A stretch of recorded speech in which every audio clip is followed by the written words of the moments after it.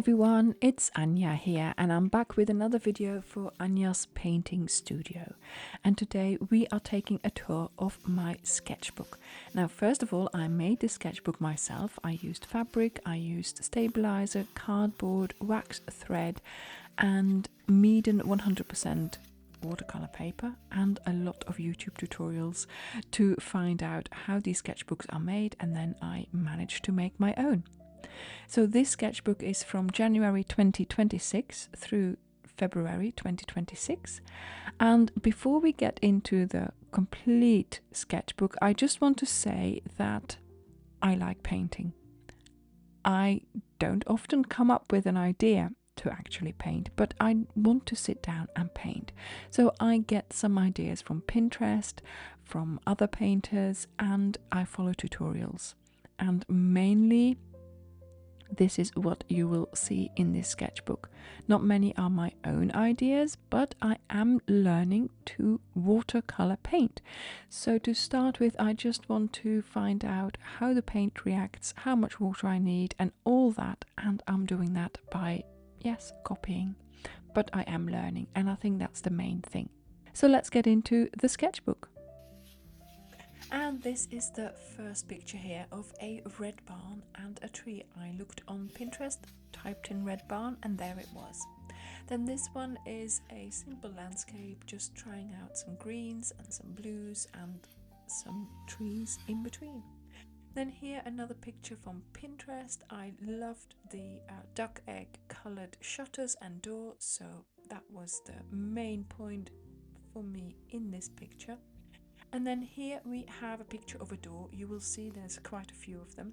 And this one especially I like because it leads somewhere. So I like the fact that there's some hidden world behind it.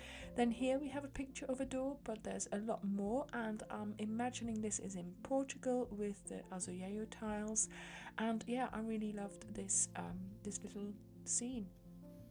Then here we have a picture wet in wet with some colors that are meant to blend into each other, so that's what I did. So first the sky, and then while the sky is wet you put your trees on, and then the green in the foreground as well is done as wet on wet.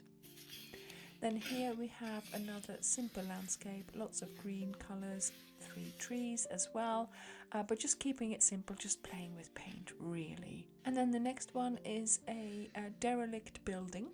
I quite like the idea of painting something that looks derelict. There's beauty in that. And yes, I used the wet on wet technique here as well for the sky and the tree. And then you can see there's lots of stuff in the garden. There's a pallet, there's an oil barrel, things like that. So yes, I'm really happy with how this has turned out. I have done this in black and white as well elsewhere, and that turned out really nice as well. So yeah, I will be painting that one again. Here yet another door with a big arch of flowers over it. Not sure which flowers they are, but I just wanted to give the impression that the door was sort of set back a little bit. I think it worked, but you know. Then here again a simple landscape with the emphasis on the sky, and then the greenery, all the shrubs and the trees in different greens, making it look nice. Then this is one from Pinterest, which I have to admit I copied it completely over because I loved it. I loved the way the wall was colored, the washing, everything worked out. And yeah, so this I'm going to repeat in another one as well, but yeah, I really enjoyed painting this one.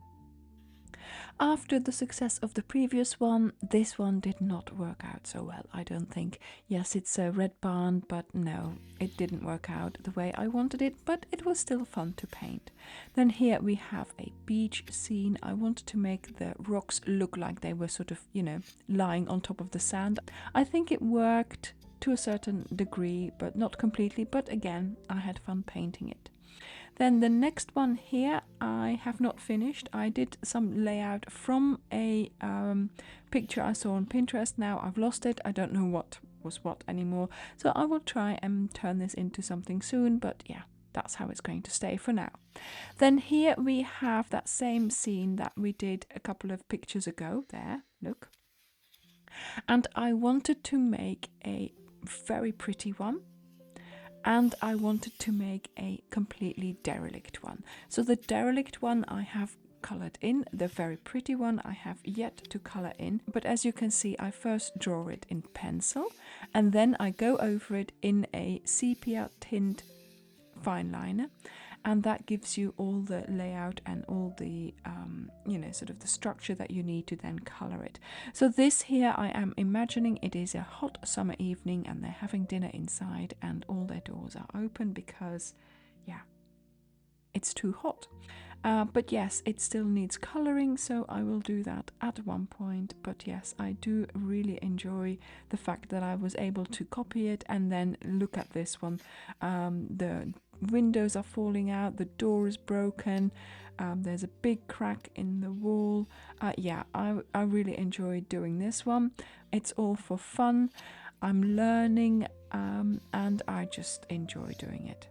So yes, we have a whole village here. We've got the nice one, the derelict one, and then the one with the washing, and I'm really happy with these. I might repeat these in another sketchbook and see what I can make with them, or even do shop fronts and things like that. But yeah, I really enjoy painting houses like this, especially doors. Then here I followed a tutorial by Liesel's Artistic Studio. This was a Christmas card, I think she did. Used different colors from what I'm used to, so that's why I thought I would try this out, and I think it worked out really well, although obviously nothing like hers, but I had fun doing it, and that's the main thing. And then the next one here is again one of those wet on wet experiments where you wet the horizon and the sky, and then you sort of put those trees in, let them bleed out, and then once that's dry you do the second part where the snow in this case is and the path. So this one was a combination that I tried first on holiday, sort of I love a good ruin, and these pillars I really enjoyed drawing these and then of course coloring them in as well. So I like to imagine that this is somewhere in Greece with a derelict temple and some of these pillars having fallen down, etc. So really enjoyed painting that. And then here we have another front door with lovely plants next to it. This one has not only got a rose bush but also lemon tree there. So I really enjoyed placing those in there and making sure the shadow and everything works out. So it's a nice composed picture. Then here we have the same picture as we did to start with. As you can see here, it's completely at the beginning, and although it's the same picture, again it looks completely different because of the different shades of the color, the tones, the values, and the red was different. Yeah, I mean, just depends on how you look at the picture on a certain date, of course. And then here we have the door again. Once again, I have painted that before, and this time I gave it flowers instead of just green leaves around the door, as you can see. And the sky is much brighter as well, so it's really nice to go and look back. Now, just noticing this, I think the door here is better than in the first one. Yes, this door is much nicer. I can see the planks of wood. See, this is it. You have to do your things again and again to just see what you like. And then here I have another pencil outline of that house where I can do some washing as well.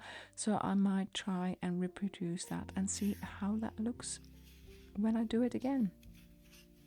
Then this is a Let's Make Art tutorial that I followed on YouTube. Of course, she did it in a much larger size. I'm just doing it for February.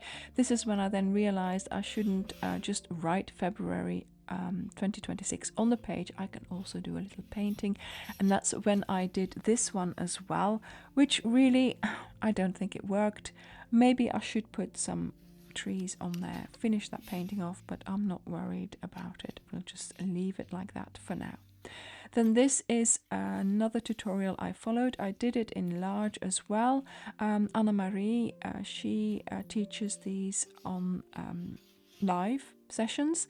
It's really nice to take part. She had the one on the right hand side with lots of colors, and then I thought, why not try and make one just with blue, and then have it as a calmer version. But she loves colors, so obviously her version was going to be very colorful as well. My large painting is very colorful as well and worked out really nicely, but I thought I would do it again and create 2 smaller paintings like this and just have a go at doing it not so colorful. And look, I think there's a bird there in white. Not that I meant to do it. I just noticed that. Looks like a seagull. Then here I have a little house that I saw on Pinterest, and I had a session with a friend who also paints, and we both painted this. So yeah, I painted this in my little sketchbook. And can you spot the cat as well that I added? I really loved doing this because of all the different shades of green and brown. And then here, one of those experimentations again. Yeah, I want to do wet in wet and then have the trees bleed out, and it doesn't always work the way I want to. I think the road is a little bit too straight. Maybe I want to make one where I have a winding road, but it's good for now. This is a tutorial I followed from Let's Make Art. I love the sky. I love the way the sky worked out. And then, as you can see, look, those trees, they just bled out from putting the green into the wet. And then she had lots of little buildings with snow on the roofs, and so yeah, I added those as well. And then here we have another version of a front door. I think I've got another version of this one already in the sketchbook as well. This door is darker, the greenery, I'm thinking it's ivy, not too sure. But yeah, I loved painting this one as well.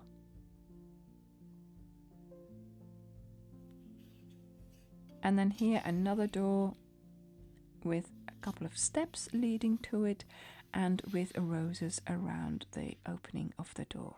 I love doing the individual bricks or stones, and I love giving them different colors. Then here I wanted to try and have a perspective going backwards, so sideways on, where the vanishing point is sort of towards the right. And I wanted to make sure that the house looked realistic by applying the principles of perspective. And then that is it. I don't seem to be able to finish my sketchbook. I've got 3 more pictures to go. I want to start a new one, so I might as well, do that. Maybe you could give me some ideas of which paintings you want to me to repeat again, and which ones I should put in those 3 pages. Yes, let's do that. Leave me in the comments down below 3 suggestions for what you would like me to paint. But it has to be in the same vein as what I have already painted in there, so houses and landscapes, because I'm going to start a new sketchbook here. I made this one as well. I loved making this one. This is a different technique to make this, but I think this is the one that I'm going to keep on making. It's a lot simpler, no fabric involved, and yeah, each page it has been sewn on separately, or at least each signature just made up of one folded piece of paper, and I think that's better because this one actually stays closed, the other one doesn't. So yes, I'm going to turn this one, I think, into shop fronts.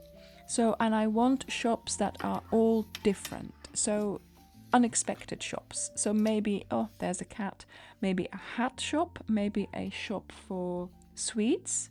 Okay, that's normal shops. But then I want to find lots of things, like, I don't know, a button shop. I'll come up with them. But yeah, flower shop, hat shop, shoe shop, things like that. So that's what I want to do. And of course, I'm also going to have to decorate the front and the back, but we'll do that as and when I am working in that sketchbook. So I hope you have enjoyed this tour of my nearly finished sketchbook, and I will keep you posted on the progress of my new sketchbook. Let me know in the comments down below which picture is your favorite, and I would love to see you in my next video. Thank you very much for subscribing and for being here on my channel, and I hope you enjoy painting for fun as well. Bye!